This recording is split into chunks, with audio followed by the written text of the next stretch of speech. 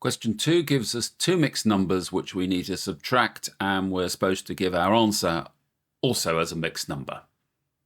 I always think with these questions you can split both terms into their component parts. Remember, this is 7 and 3/8, and this is 2 and a half. So effectively this equals 7 plus 3/8 minus 2 minus a half. Got to remember that the half is subtracted as well. So 7 minus 2, this is 5.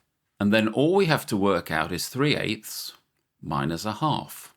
Now you can probably see this is going to turn out negative, so our answer will be below 5.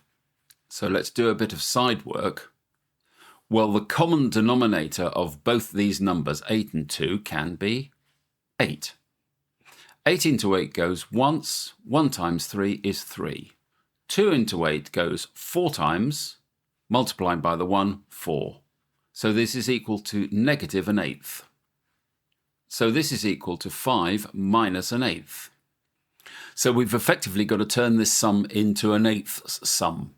5 in terms of eighths is equal to 40/8. Minus 1/8 will equal 39/8. But we're not quite there. We have to turn this into a mixed number.